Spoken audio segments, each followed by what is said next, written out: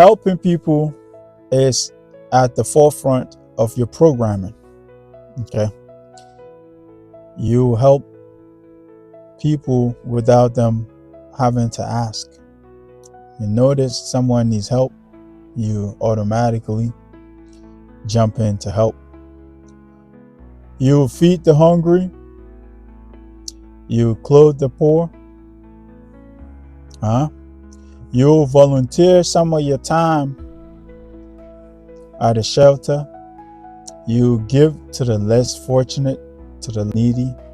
Okay, you do all of these things, but the one thing that makes you distinct is the fact that you don't do any of this for praise. You do all of this because that's who you are.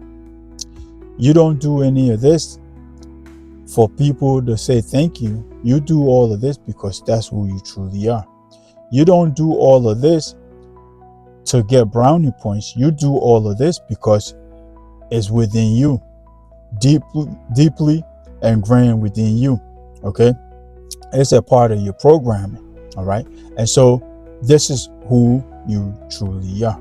All right, in this video we're talking about the chosen one's style of leadership. Okay, but first let me take a moment to say hello and welcome to everyone. If you're new here, I go by the name inspiredseeker, and on this channel we discuss spirituality, personal development, and narcissism. So if any of that appeals to you, or if you feel called to, then by all means join us, and I promise you will not regret that. Now let's talk about the chosen ones, guys. Leaders without audience. The chosen ones leadership style, guys. Chosen ones are what I call leaders without audience. Okay, this is because these individuals don't operate to gain popularity or operate to gain brownie points or operate for the outside world to see them. They do what they do because it's a part of them. They do what they do because it's in their nature. They do what they do because that's who they truly are. They are natural healers, natural helpers, and they will give the clothes off their back if it means someone needs it. Okay. There are those who lead in a loud way, all to gain attention, all to gain popularity. Okay. They cherish having eyes on them. Okay. So they always have to have a crowd around them. Okay. They always have to be the center of attention. Okay. There are those types of leaders, and chosen ones are the opposite of that. Okay. These individuals lead by simply just being. Okay.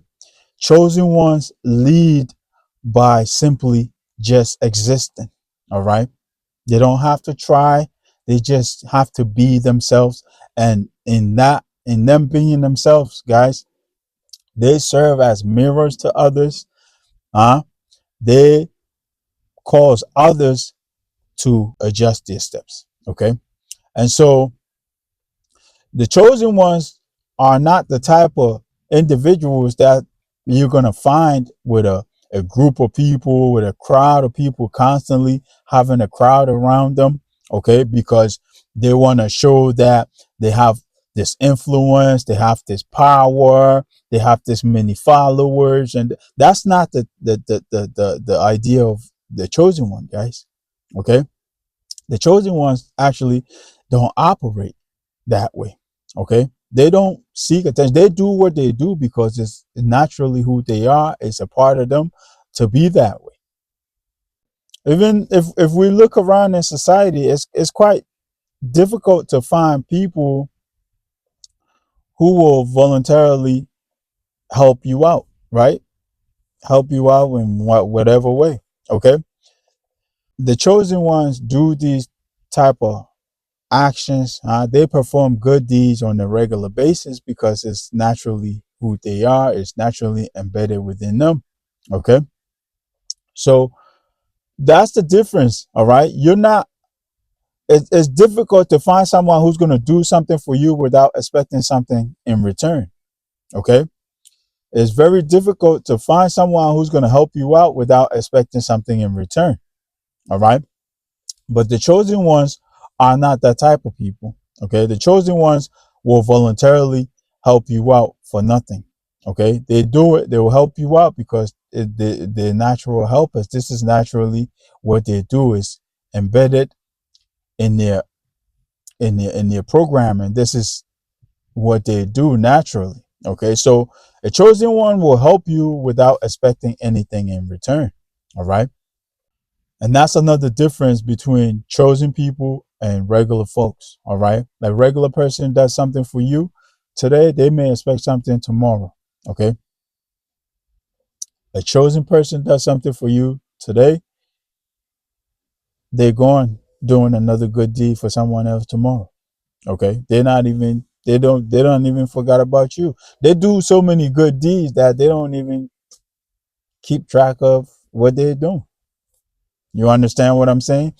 But this is what essentially makes them different, and this is what essentially makes them good leaders, because as they maneuver this way, others are able to see their actions, others are able to see the way they behave, and they're able to improve their own lives based on that. Okay. They are able to realize where they fall short standing next to the chosen individual, and they're not even trying, they're just being themselves. Okay. And so another weird thing is that while they doing all of this and being themselves, guys, they serving as a mirror.